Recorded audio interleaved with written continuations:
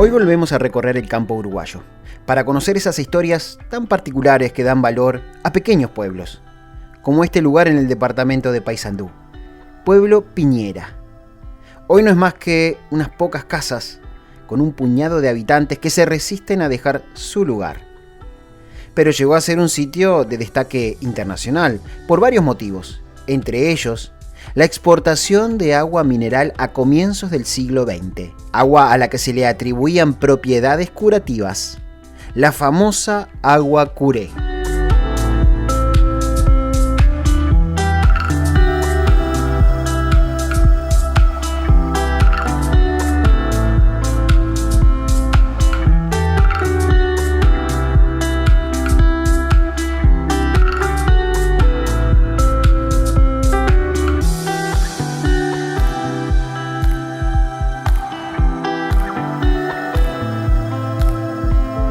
José Piñera llegó a Uruguay a fines del siglo XIX. Era muy joven. Su llegada a Uruguay lo vinculó afectivamente a Francisco Piria, a quien conoció en el barco que lo trajo desde Europa.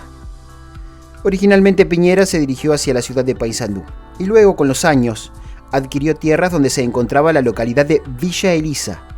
Esa zona estaba en pleno auge dado el crecimiento de la producción ovina en la región. Las comunidades de Merino y la zona de influencia de la estancia de Buen Retiro, conocido como Castillo Morató, marcaban el crecimiento en base a los lanares, sumado al trabajo de la empresa Midland, encargada de la construcción de la vía férrea en nuestro país. Todo eso auguraba una importante valorización de esas tierras.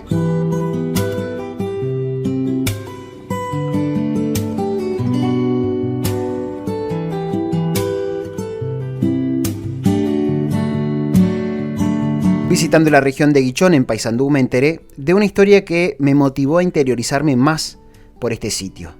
Al hecho de que el fundador del pueblo fuera muy amigo de Piria y que éste incluso llegara a tener una casa aquí, se le suma la famosa agua Curé.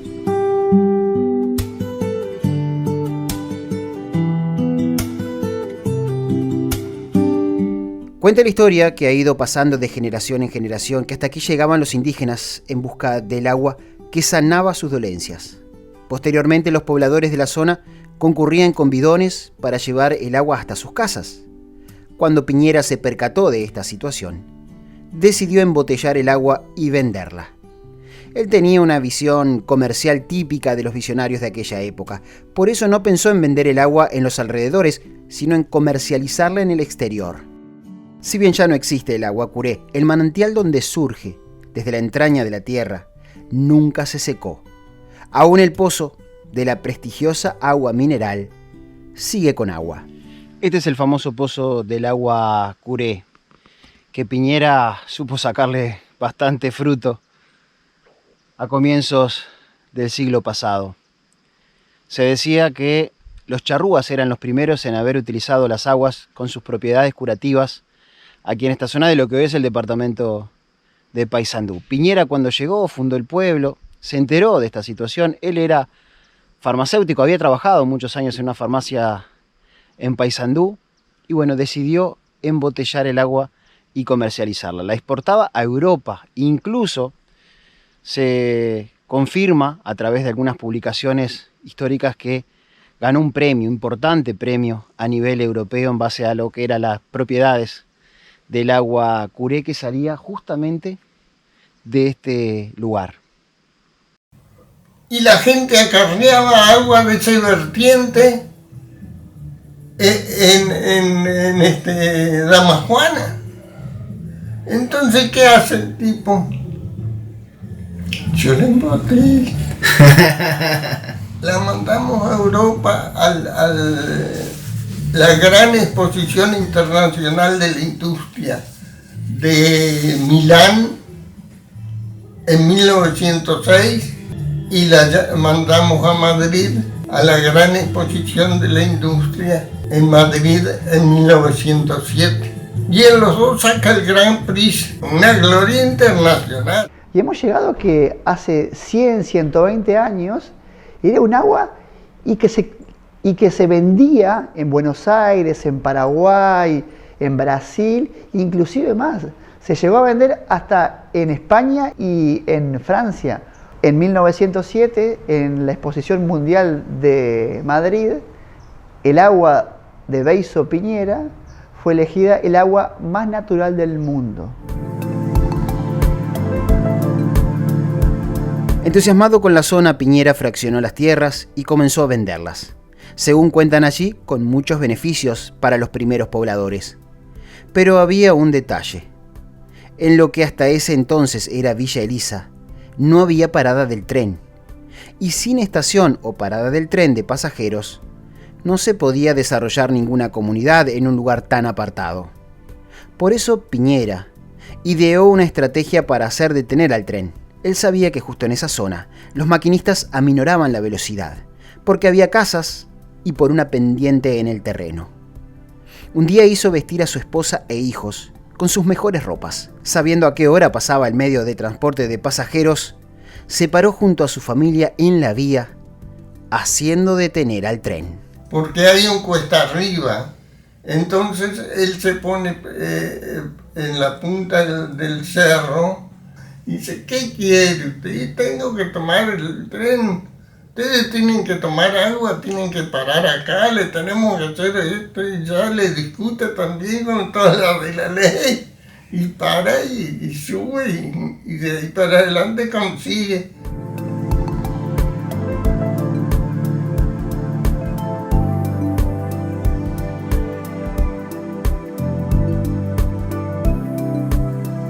No sé si estaban los planes de la compañía de trenes hacer una parada allí, pero tal fue la insistencia de Piñera que finalmente lo logró. Ya con la estación del tren en el pueblo, era otra la perspectiva, aunque diversas situaciones y algún que otro fracaso económico de Piñera frenaron abruptamente el crecimiento de la comunidad. Es obvio que este lugar estaba proyectado como para otra vida, ¿no? Después que Piñera fraccionó y comenzó a vender los terrenos, la idea era que el desarrollo de la zona, de la región, continuará. No tengo ninguna duda que la desaparición del tren de pasajeros en Uruguay, fue la condena a dar por tierra cualquier indicio de prosperidad o desarrollo que podía tener una comunidad como esta. A eso se le suma que a finales del siglo pasado, el desarrollo del plan de viviendas MEVIR hizo que muchas familias que incluso vivían acá se trasladaran a Beizo, que es el centro poblado que está a 1 kilómetro de este lugar. Aquí es una sensación rara, porque gente hay, gente vive en este lugar, pero da la sensación como que no fuera así, porque estoy caminando un sábado a las 4 de la tarde por lo que es la plaza de Piñera y no se ve absolutamente nadie. Cada tanto pasa alguien en moto o algún niño en bicicleta y algún vecino de adentro se asoma, nos ve seguramente con cara rara de que qué están haciendo estos en Piñera, y vuelve a correr la cortina y se queda quietita.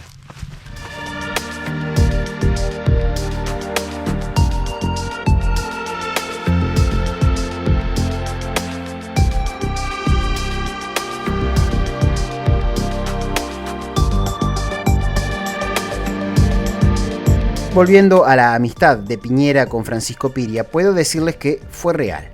Tan así que ambos se visitaban frecuentemente. Hay que tener en cuenta que a comienzos del siglo XX, atravesar el Uruguay desde la costa este hasta aquí no era sencillo. Algunos datos que han recabado investigadores, personas que se han dedicado a conocer un poquito en profundidad la historia de esta localidad, establecen que Piñera y Francisco Piria, el desarrollador del balneario del departamento de Maldonado tan conocido, Piriápolis, bueno, tenían una relación de amistad, una amistad muy importante que llevó incluso a que Piria tuviese su casa aquí en lo que hoy es la plaza del pueblo Piñera. Importante destacar que de aquella construcción ya no queda absolutamente nada. Y si bien no todo es técnico o científicamente comprobable, hay muchos aspectos que, bueno, justamente permiten establecer esa relación de amistad, que casi se podría decir era una relación de sentimiento paterno que sentía Piria para con Piñera, a quien había conocido viniendo para Uruguay en un barco, siendo Piria bastante mayor que Piñera. Dice que A principios de siglo XX había una muy buena amistad entre Francisco Piria y José Piñera. Amistad que dio orígenes a muchísimos análisis y pensamientos. Uno va hoy en día a Piñera, por ejemplo, y hay sitios donde vivió Francisco Piria y la calle principal se llama Francisco Piria también. Y seguramente que la amistad entre ellos vino porque tenían un espíritu de empresarios y de comerciantes de aquella época. Tenemos que tener en cuenta que la fundación de la estación Piñera para el fundador fue un gran negocio.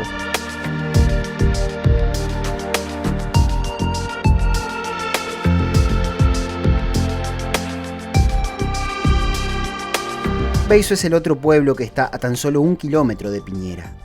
Ambas localidades luchan contra el paso del tiempo para no desaparecer. Las actividades vinculadas a las ovejas siguen siendo muy importantes, para quienes trabajan directamente con los animales como para quienes en la época de zafra se dedican a la esquila. Lo mismo ocurre con la localidad de Merinos, muy cerca de estos dos pueblos.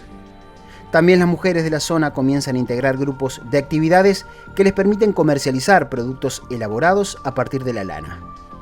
Parece irreal el ritmo de vida en estos lugares, comparado con lo que ocurre en las ciudades. La vida en lugares apartados tiene sus incomodidades, pero sin duda también tiene sus ventajas. Y en la medida que se empiecen a valorar cosas sencillas y anecdóticas como la que les estuve contando, estos sitios apartados, y por muchos olvidados, pueden cobrar importancia, sobre todo pensando en integrar estos lugares a circuitos turísticos de sus respectivos departamentos. Yo cuando estudiamos, había uno de los docentes que nos decía que la historia del Uruguay muchas veces está poco escrita y a veces está mal escrita.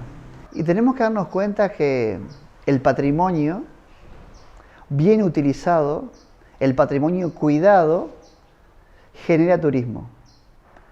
Y el turismo genera muchos ingresos.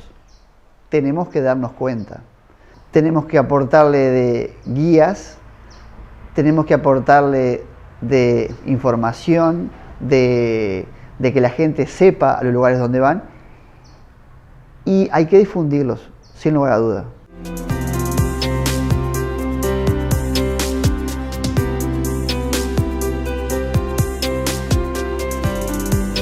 Estos lugares apartados son cada vez más demandados por los turistas, sobre todo aquellos que intentan alejarse un poco del ruido de la ciudad. Eso posibilita también la aparición de nuevas propuestas de alojamiento. Su prolijidad y sencillez es realmente el valor que ofrecen y permiten un contacto muy estrecho con la naturaleza.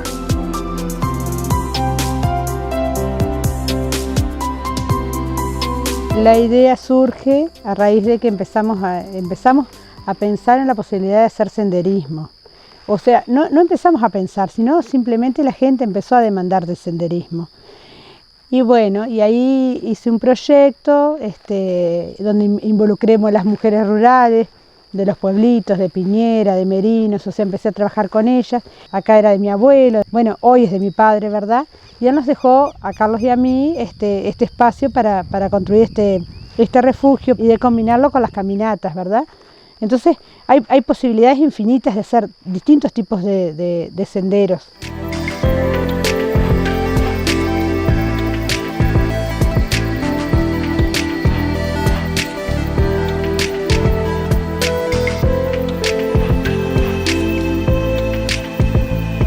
Y la verdad que está gustando mucho, que vienen, por ejemplo, a hacer sendero o vienen prácticamente a quedarse independientemente. O sea, no también tiene por qué ser para senderistas, es diferentes usos que le damos. Nosotros pensamos que la capacidad ideal, por ejemplo, son 6 personas para que vivan cómodamente. Sin embargo, por ejemplo, si hay un grupo de 8 o 10 personas, también entran durmiendo ahí, porque al ser para senderistas, o sea, no es que vas a hacer... No es que vas a venir a vivir, a quedarte, ni nada de eso, o sea, eso es, inclusive se pueden poner carpas, o sea, eso no limita, exactamente, es adaptable. Aquí se puede disfrutar el turismo todo el año, porque estamos en la zona de influencia del municipio de Guichón, con la opción de las termas del Mirón, el río Queguay y sus innumerables paseos, los palmares, con su naturaleza, paisajes y puntos históricos, como el punto exacto donde se produjo la Batalla del Palmar, uno de los enfrentamientos armados más significativos en la historia del Uruguay. Por suerte, algunas personas de comunidades del interior se dieron cuenta que el valor patrimonial de cada sitio a veces depende de que los pobladores locales empiecen a valorarlos. Por eso cada vez es más común escuchar y hablar de actividades turísticas en lugares donde hasta hace poco solo se pensaba en actividades productivas vinculadas al agro o la ganadería. Pensamos que la semillita está puesta, o las semillas están puestas. Esperemos que esto siga. Estos son procesos a larga duración, a largo tiempo. Los efectos positivos pensamos que se van a dar de acá a unas décadas. El turismo es una de las claves en el desarrollo de esta región, pero un desarrollo sustentable, un desarrollo apropiado y un desarrollo equilibrado, sin lugar a dudas. Me agrada seguir conectándolos con este Uruguay. Este país que es una fuente inagotable de historias y propuestas para disfrutar. Paisajes que se mezclan con aspectos culturales y dan paso a la imaginación de lo que fueron estos rincones apartados hace 100 años. Conocer nuestra historia nos hace valorar más lo que somos.